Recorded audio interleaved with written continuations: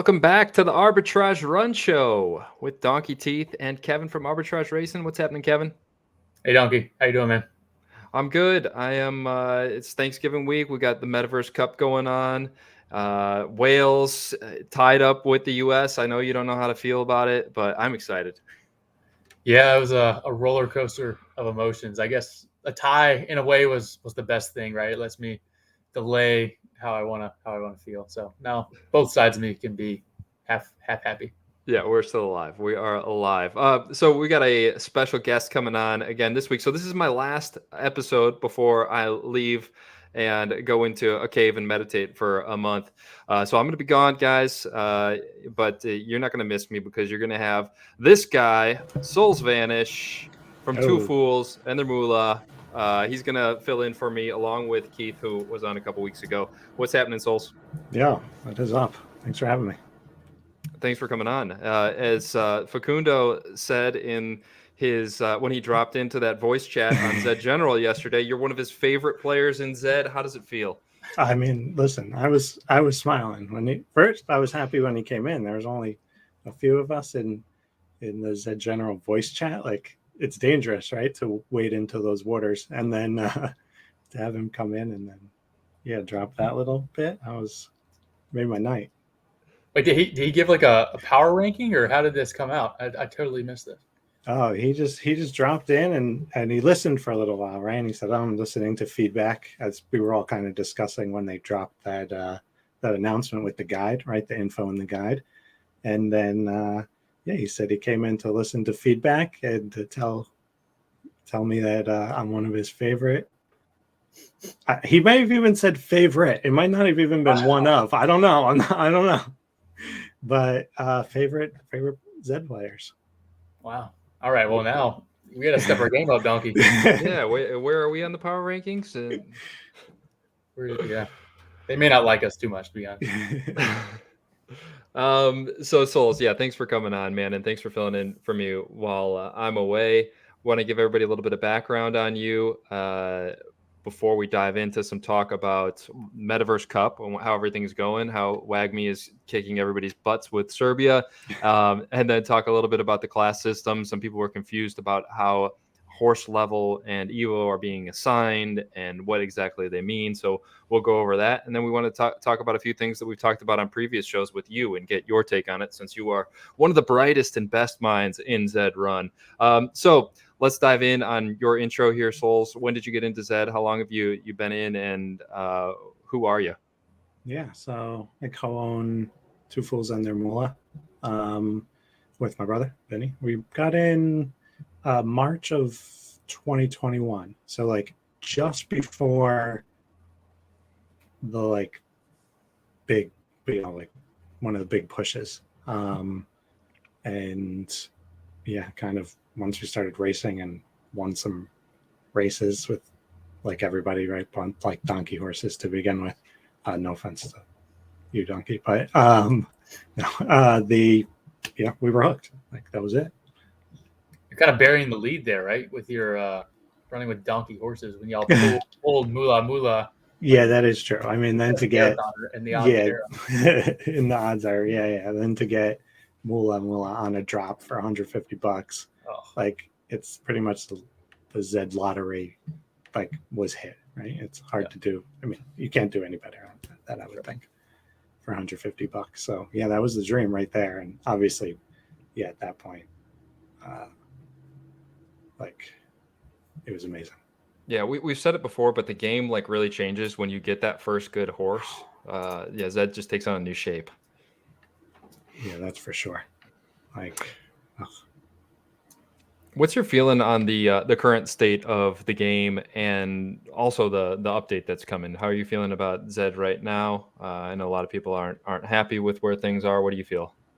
I'm excited. I mean, like, I don't know, like change brings opportunity. So, and I don't know, I thrive in change. I love it. Like, especially if you're not already like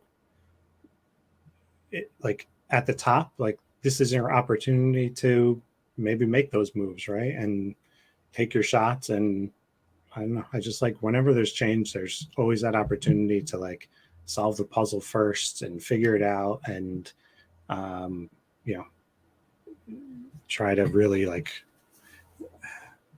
just take advantage and fire those bullets. So, Souls, when I met you and your brother Vinny when I was out in Vegas, and you introduced me to the live Zed scene, which I didn't really even know existed at the time. But you guys were out there with Hux, who's no longer with Zed, but he was setting up live events, and you guys were out there sponsoring them and bringing all kinds of new people into the game and onboarding them. And we kind of hit it off like right away. I think that's kind of it's hard to explain to somebody not in Zed or somebody that's never met like somebody in person that's in Zed. But if you get deep into Zed like all of us are, and then you, like in real life you meet somebody like you, it's like I don't know, it's just a different experience, like instant connection, right? Yeah, it is, and you feel like, like, oh, these are my people, you know, like, you know, like you can kind of nerd out about it in a sense, and like, and there's no judgment, and I don't know, it just really all clicks. And those live events are just, like, that's the vision like so many of us had, right? And then to see it come to fruition, and all these people, a lot who didn't know anything about Zed before they stepped into that venue, like cheering for horses and stuff, like, yeah, it's on another level. Yeah, and part of because you and Vinny, like I was there for one event because you guys got me back out there with Hux for the Kentucky Derby event, and it was an awesome experience. And I dealt with onboarding a couple people that had won my horses, and that was an interesting experience. But it is very difficult, especially when you're dealing with like a short period of time, to explain this game and how it works to somebody that really knows nothing about it other than they just watched a race and watched their horse win. And had a blast doing it, but then you start to explain about MetaMask and setting up a wallet and all this other stuff. Like I got to send you this horse, and it's just like their eyes glaze over. So I'm interested in your guys' experience, having done this several times and put a lot of thought into it. And do you think that this class update and Racing 2.0 is going to make that type of onboarding a lot easier, having had some experience with that? Yeah, I think so. I mean, you guys probably go through it a lot too, right? Like people reach out to you to like discuss, and they might not understand the game. Like certainly, I mean, how many people understand the game at the level you two understand it? But like, right, like they don't understand the game at almost any level, and it's like, where do you even start, right? Like to take ourselves back that far, we've all been in it for over a year, like almost 2 years at this point, coming on like nonstop, thinking about the game every day. Like I know you guys put in the most amount of work out of anybody, right? Like, and then you shouldn't need somebody who has 18 months of hardcore experience to handhold you to be able to get started in the game and do well and succeed. And right now you need that, like, and even that's tough. So I think by having like kind of a single level, really like just helps people get into it. The tourist wallet will help people, or has helped people. I think they're doing all the changes right to make it so that you don't need, Kevin from Arbitrage Racing to handhold you to get to the upper ranks of, the game. I mean, you should be able to get started and play in an hour. And yeah, it's going to take a while to master, like anything, right? And you're going to make some mistakes along the way, but this is a big step. I don't know, like, you guys think like this is kind of the first step of many? Well, I'll kick it over to Kevin here to answer that, so I'm not boxing him out. No, it's fine. I'm just attending you guys. I don't know, it's fun to be on the receiving end of information sometimes. But I think I agree with the new update. Even just having the transparency of levels, I think is super intuitive and prevents a lot of those bank breaking purchases that you do early on. So even something as simple as that, I think levels the playing field quite a bit. And like it's all about getting the value that you are spending to equal the value that you're going to receive. So I think that level of transparency is going to be huge for the newcomers. Yeah, it's an amazing point. Like there's catastrophic mistakes you can make, right, and lose your whole role. Mm-hmm. And this kind of that's why I always say, like, just come in and get the cheapest possible horse, like, to get started, because you need to play it to know it. And then, like, yeah, this will help people's, from spending their whole roll on a bad horse and then they're donezo. Yeah, I keep reiterating that point. That's what I love about this update. Is it? So many of us identified, like a year ago, this downclassing and just the way the game is set up is so detrimental to bringing new users in, because it's so easy to have a bad experience. You buy a horse for too much because you don't know what it is, and not everybody's out there with good intentions trying to help you get a good horse in your hands for the first one at a good price and teach you. You spend too much, then you go out there, you get your ass kicked by all these downclassing horses, lose more money, and nobody to teach you anything, right? And it's just like, why am I going to go buy another one, right? So some of the people do, right? And those are the people that turn into us, right? So I'll keep going back because I'm stupid. I'll buy 3 more horses for too much. But yeah, I think that showing the levels and having the opportunity to make your horse better it just helps on so many fronts, with protecting the new user, creating an experience where you can have fun. You don't necessarily, hopefully, aren't getting taken advantage of by anybody, and then you can make your horse better. And I think having the point of the game more clear. Of so many people, like you bring to Zed, and like you have to like start this conversation. Well, you can't make your horse. The horse is what it is, right? And you're just racing it, and no, they never die. This is just wait. So what's the game again? Like, I don't know. You don't want to get a class 1. You need to yeah, you don't want to be good. get a tank. So yeah, I think having the point of the game clear, somebody can understand it in 10, 15 minutes explanation. You've got like, yeah, I get the game. I can get a horse. I can start racing, and then learn, more in-depth techniques and strategies and stuff like that. So not to beat this conversation to death, let's move on, because I'm kind of weaving a story here of how I met you, Souls, and our relationship developing. And I realized that you and Vinny were like the smartest people in Zed, other than Kevin. Is like, you guys are like right there together. I don't know who's smarter or better at this game. You and Vinny always played as two fools, just a totally different game than myself and Kevin. All 3 of us were playing totally different games, and eventually we kind of have come together and put our minds together. And I recognized pretty early like how intelligent Kevin was and you guys were. And I know I'm not that smart, and I like to surround myself with more intelligent people to try to have you guys lift me up. That makes you the smartest.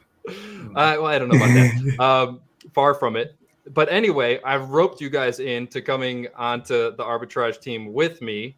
And so, surprise, everybody, Souls and his brother Vinny are advisors and minority partners on the arbitrage team. So just throwing that news, bearing the lead here in this show. This is kind of how everything evolved. And I guess we want to talk a little bit, throw it over to you, Souls, because we've developed kind of a vision for where we're taking this. Not only Zed, but trying to build something out that it can be applied to other games and other opportunities in the future, right? Yeah, and I mean, when like as soon as we hit it off, and obviously we knew Kevin with Arbitrage has just built an empire, right? But and the whole game, and a lot of like competitive games are really about relationships and being able to bounce ideas off each other, right? And like not being like so same-minded, right? You want some diversity in the way you think to kind of bounce those ideas off. And I think definitely as a group, like talking over time, right? We definitely have different viewpoints, and can kind of discuss like all of our ideas, right? And I think it was just clicking, like perfect, right? And so we were honored, obviously, to be asked and come on board. And the future, right, is a lot of it's Zed, right? We have a lot of ideas between live events and other kind of derivative Zed projects that we want to build together, and then expanding into other gaming projects and taking kind of what you guys have built here and going even into the larger crypto space as a group. and using all of our kind of complementary skills. I'm excited for it. Like, just thinking about it, and obviously spending time with you guys in person, like, it was just like, this is it. It felt right. And I say to everybody, like, find people like that and you can talk to and discuss and still like disagree or like come at it with a different angle. And that's how you, I think, improve. It's really hard to just like improve only on your own. Yeah, it's kind of a rare thing in this space too, to find people that you can trust and work with, because just the nature of all of the scamming and distrust in this space. But I would highly recommend it to other people in ZED, developing those relationships and just seeing where they go. Because I certainly never envisioned when I got into ZED that I would be working, with a team like this and be talking about all these other different games and opportunities and just let it evolve as it goes. How about you, Kevin? No, I mean, I think I came on with a partner, so like it wasn't quite as foreign. It's just like me. I guess it's probably kind of like Souls and his brother doing it, where you kind of have this partner, but never envisioned building an empire. Absolutely not. I was just playing a game, trying to make some Ethereum and amass digital horses. But yeah, it's crazy to see like how far we've come in 18 months, and I mean how much farther there is left to go, really. Yeah. So anyway, Souls and Vinny, I think you guys have been on the team with us for like 3 months. Does that sound about right? Time is like it's. I always get messed up with time in this space. Yeah, I'm totally confused. I mean, it seemed. I think 3 is. I don't think you could be too wrong with 3. All right, so this is Souls Vanish. Just soak up his knowledge here on the show with us. We'll move on to the Metaverse Cup update. Kevin, how bad is WAGMI beating us with Team Serbia? Oh man, let's see. I think it's about 100 right now. So we are like. Yeah. Are we feeling defeated? Is this over? I think the live line is about minus 5,000 to WAG. It's not off the board yet, but it's pretty close. You can pull up the leaderboard.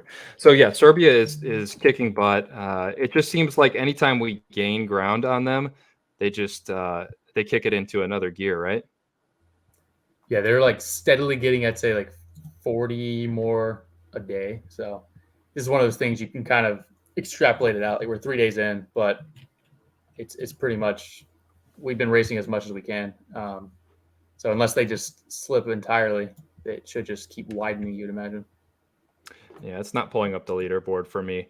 I don't know. I don't think that it's not feeling like we're going to catch them. Maybe we can make a pivot for fourth place as Team Wales. Is it a little bit random on the fourth places? Yeah, we would have changed our strategy a little bit, but I mean, obviously Serbia. I mean, it's super correlated with podiums too, and WAGMI and Co. are those super consistent horses who can dominate podiums.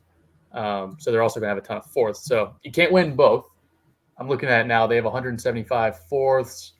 Australia's in second at 128, so way back. And then Wales 121 in fifth. So, yeah, I mean, we could pivot to that. We just need to start racing some of our free horses at like slightly off distances, almost as if it's a pity point, which isn't the most fun way to play. But it would give us a better chance of getting $50 a skin.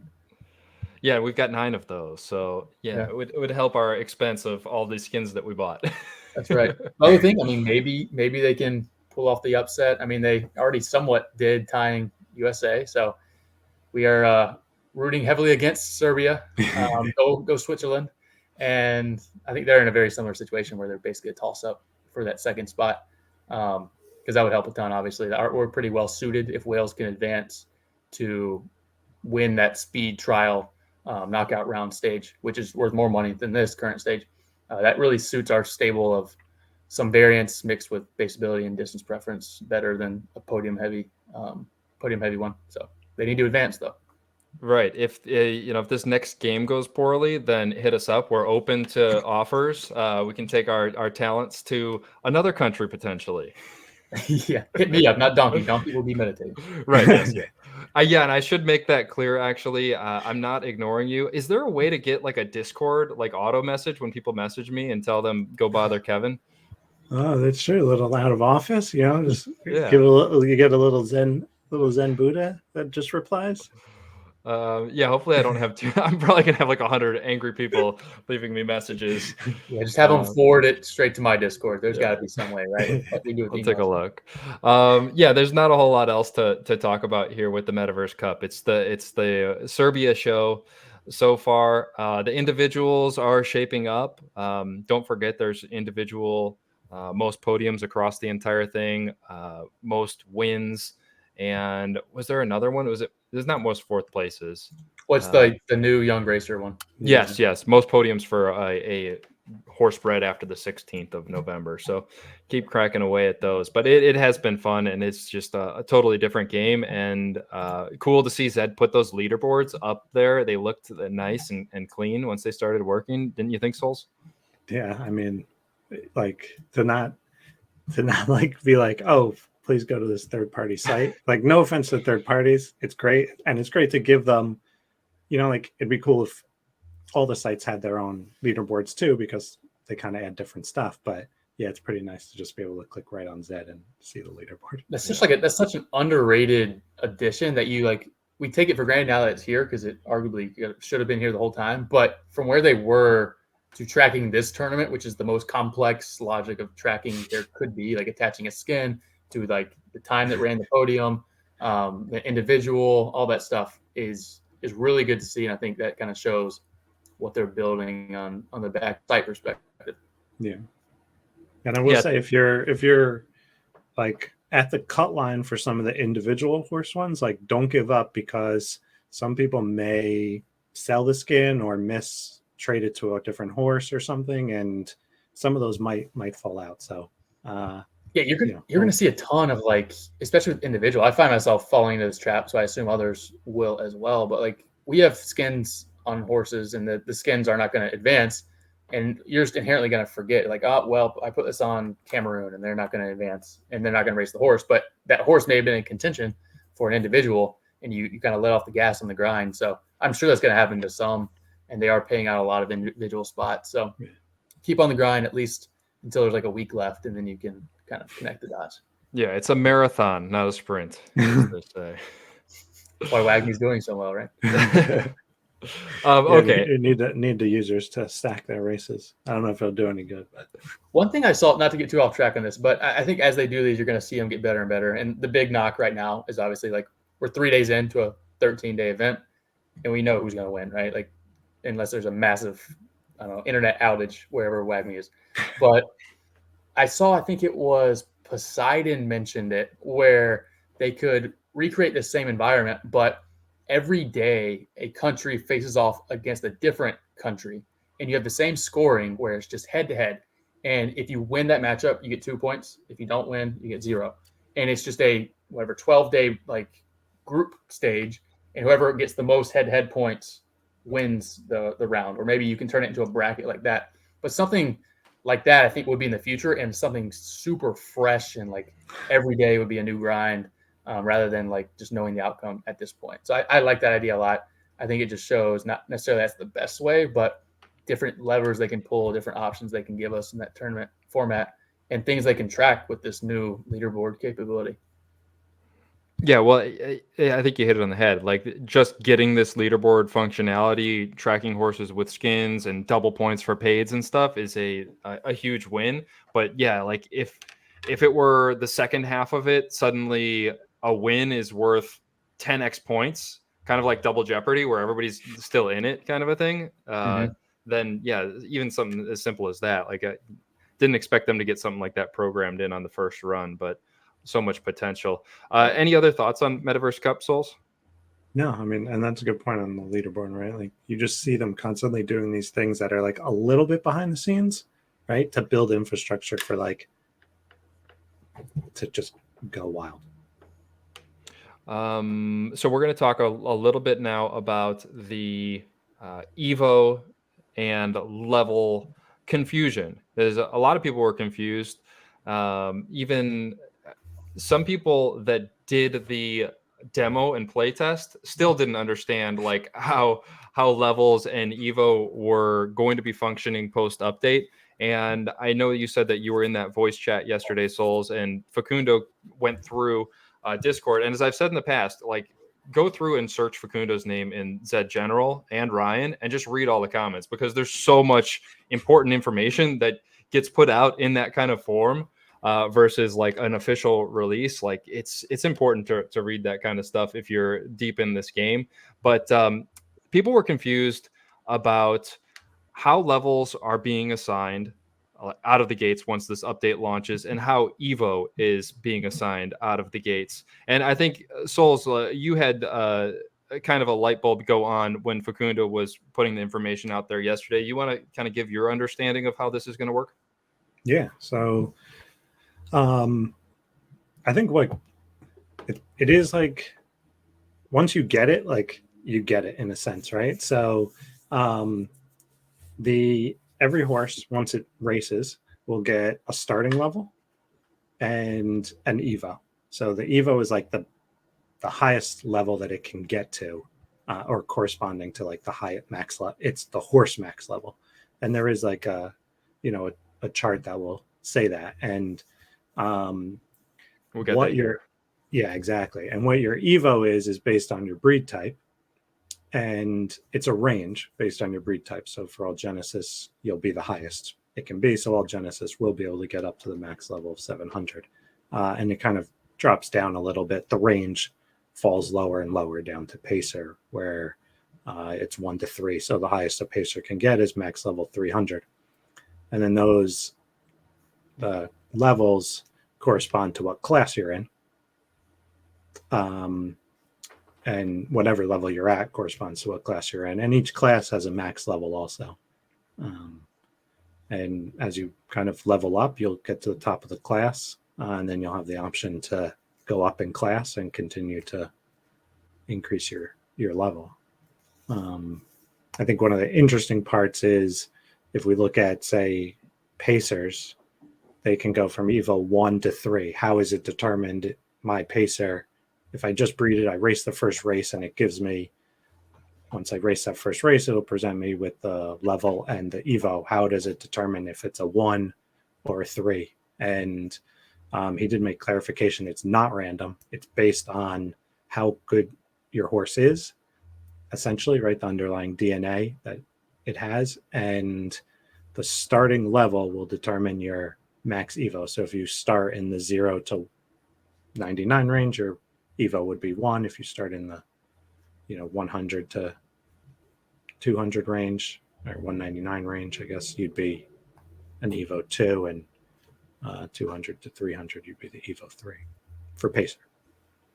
Yeah, well said. And I mean, again, it's kind of confusing trying to put this into words without the graphics. I'll kind of put it into my own words and then kick it over to Kevin to maybe add a little color to what both of us said. But to kind of restate what Soul said in my own words. So my understanding, existing horses, once this update launches, will each be given a horse level. That horse level is coming from the actual genetic digital DNA of the horse, which is variance, base ability, and distance preference. So there's some sort of formula taking that actual DNA of a horse and mashing it all together and coming out with a horse level. That horse level is going to be between 0 and 700. I don't know if there's going to be any zeros, 1 and 700. And so if there's a 0, I'm interested in. You've got it. It's in your stable somewhere. All those buterins that you guys bred. So if you get a number between 1 and 100, your horse is going to be Evo 1, and it's going to be in class 6. So you can look at this graphic here, and it's pretty much like a reverse of the classes. Anything under 100 is class 6. Anything from 101 to 200, class 5. This class 4, 3, 2, 1. So if you're between 501 and 700, you're going to be in class 1. And if you're assigned a level between 1 and 100, you'll be Evo 1 in class 6. If you're assigned a number between 101 and 200, you're going to be Evo 2 class 5, and so on up. The thing that I think gets a little tricky here is that each breed type, Genesis, Legendary, Exclusive, Elite, Cross, and Pacer, have guaranteed Evo numbers and an Evo range. So all Genesis are Evo 6, but if you get an absolute glue Genesis, you could get, level 20, horse level 20. and land in class 6, but you're still going to be Evo 6. So you can progress all the way up into class 1 as you gain those XP points. If you're a legendary and you get 50 as your starting horse level when they reveal it, you'll be Evo 5 and you'll start in class 6. And you'll be able to progress all the way up to class 2 and so on. So, an exclusive can only be Evo 4, but you could be down in class 6, and then you could progress up to class 3 if you're Evo 4. So I think that's the tricky part, is that each breed type has a different range of Evo that they can be assigned to, and then the level will determine the class, but the Evo is kind of bounding how much you can progress. Kevin, can you make sense of what we just said for the people? I don't think this is going to make sense, because I have a clarifying question for my own knowledge. So based on what you're saying, right? We'll use the pacer example. Souls, I think you said for a pacer who goes to Evo 1, they have to start, obviously, 1 to 99 as the rank. So does that mean a pacer is never going to be able to level up to the next Evo? Is that fair to say? Because like if you get a Genesis, right, you could have one that goes from class 6 to 5 on up. If a pacer is always bracketed to the Evo that they're assigned at birth, there's going to be no classing up for pacers. It almost seemed like that was the case. I mean, I don't know, Don, if you have the tweet, but he had used exclusive as the kind of example, and let me pull up it was a Discord message, right? Yeah. It was the Discord message from Facundo. And he said... Here it is right here. Put it over our faces. Yeah, there you go. Yeah, it's the top one there. Yeah, so the question was, right, so if you breed a knock exclusive and it gets a starting level of 502 out of its griff, it gets Evo 6. And yes, an exclusive could be Evo 6 out of the gate if its starting level is 500, is above 500. Right, which sounds to me like there's no classing up for those horses, because this makes it seem like you connect the dots and say, well, if an exclusive starts at level 450, then it's Evo 5 and it's capped at level 500. So it just something's not really adding up there. I don't know if we're just reading into that wrong, but I'll be curious to see how that plays out, because based on that logic, the only horses that are going to be really leveling up, or classing up, I should say, not leveling up, would be like the Genesis, of course, and probably legendaries. Well, I guess below the floor of that Evo. Yeah, that's it, right? If you end up getting, so for Pacer, it seems like there's no classing up. Right, there's no classing up. But if you had like a legendary that was like the worst legendary, right? Like you bred it with 50 levels of decay and it might be like level 10, you could level up to the 50. But the very top, it seems like the best horses of the breed will have very short distance to go to get to the top. Maybe part of it's the S curve, where like it takes forever to go from 650 to 700, whereas 500 to 550 would be much faster. So I don't think you'll be capping them out super quick, but it is a little weird that the best horses of each breed are not going to have the option to class up. They're just going to be what they are, and maybe that's intentional to prevent sandbagging. I don't know. I haven't really thought that one through yet, but interesting. Yeah.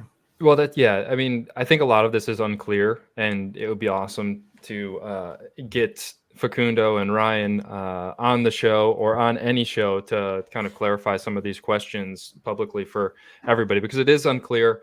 But like Sol said, it really does bring value to Genesis and those breed types, because they're untethered. They can, and this is what people have been asking for, is bring the value back to Genesis. Well, what more value could you want if your breed type is the only one that can progress into class 1 if it doesn't start in it, right? Yeah, the ceiling is the roof, like Michael Jordan says. And I guess to add on to what Sol said, legendaries could start in class 1 and progress up, could start in class 6 and progress up to class 2, and exclusives could start in class 6 and progress up to class 3. Elites could start in class 6 and progress up to class 4. if we're reading it right, if that's how it actually works and there's not some other wrinkle. I mean, some other we're speculating here. The other thing I'd be interested in, I saw some chatter on Twitter, which I think are good points. Like what are they doing with these horses that are outliers for their breed?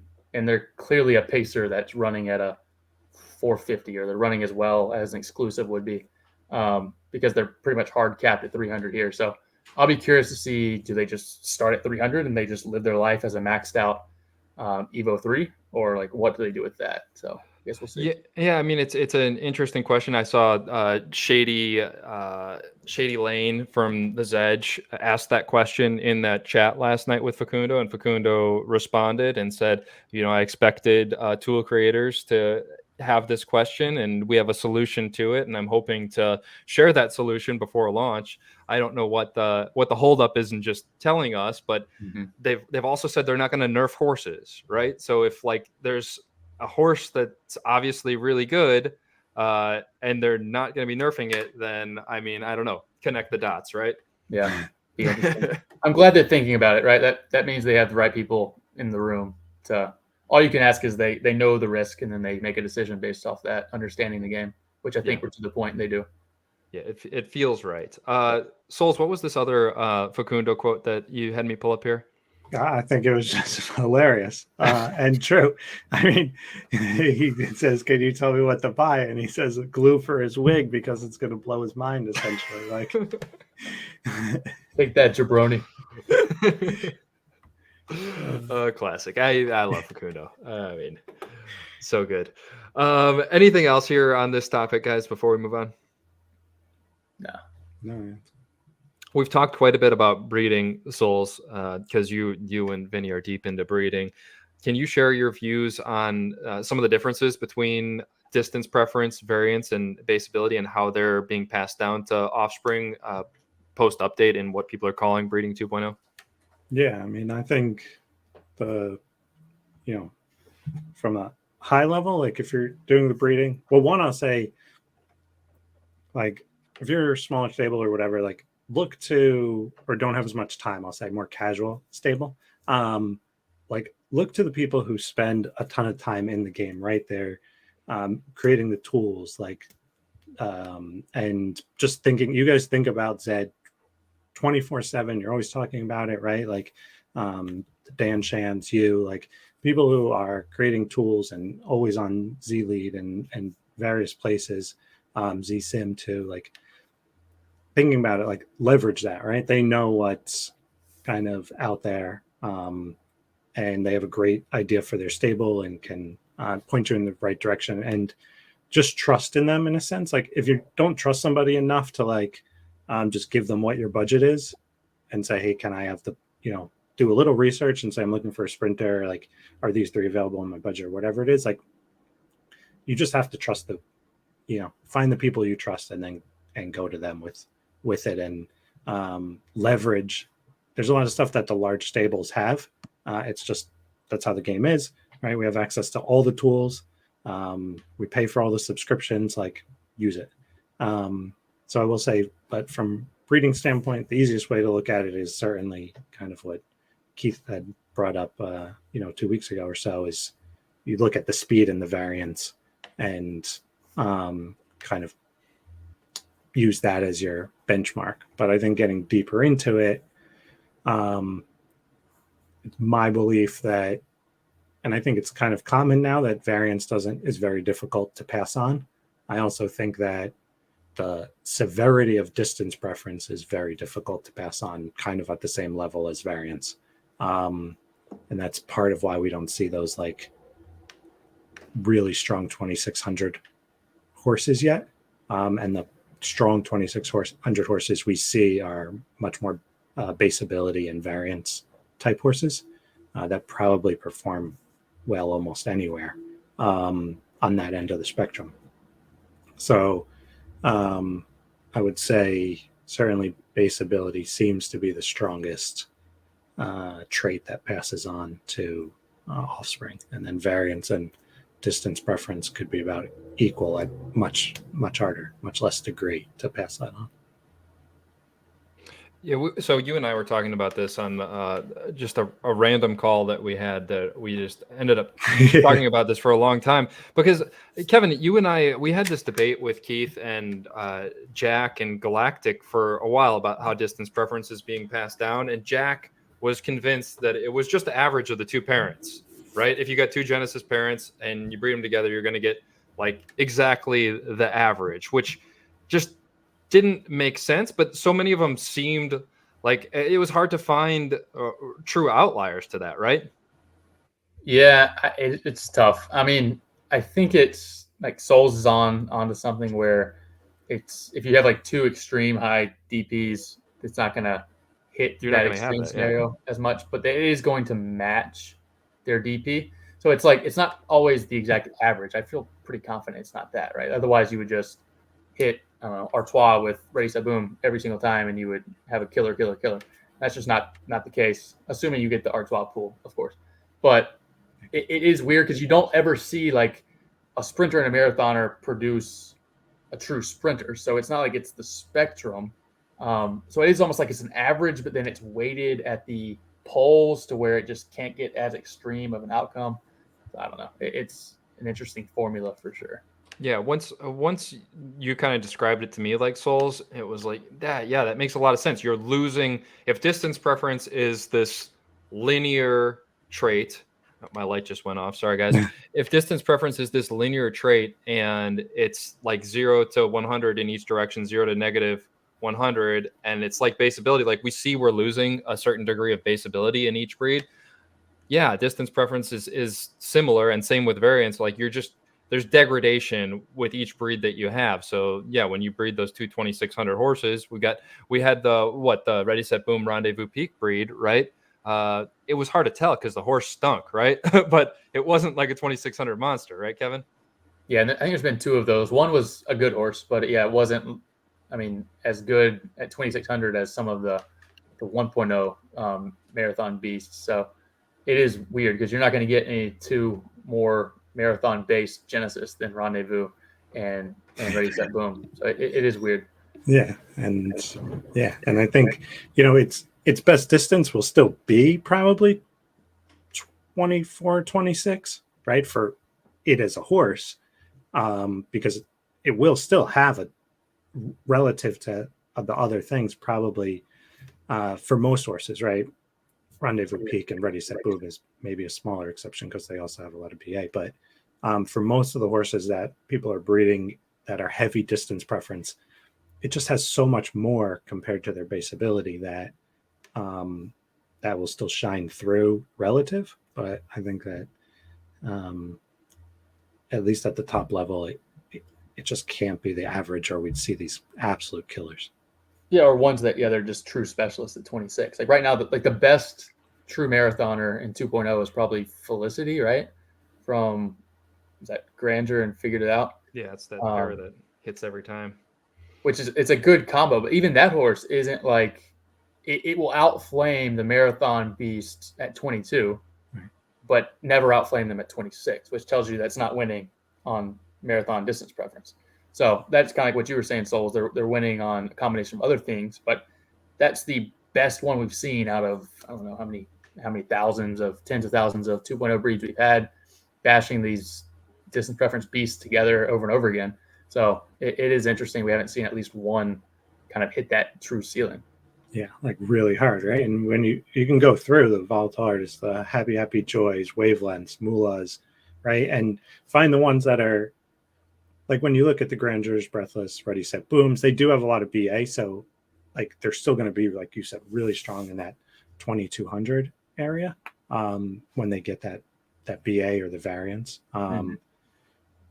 But when you look at kind of the like a little of the lower breeds or bloodlines where they don't have the BA, I think it really like starts popping. Like that fall off. Yeah. It'll be really interesting to see if there are any tweaks coming to the breeding algorithm, because there's two things that pop out in my mind. When Facundo did his, I think, most recent AMA with Dan, well, I guess he only did one with Dan on the Twitter Spaces. He talked about that there would be no changes to the breeding algorithm unless like this year, he said, I think, unless it was in the context of making the new class system work. And then the Twitter spaces that I listened to recently with Ebbs on with Captain, how do you say his name, Souls? Captain Zwiggly?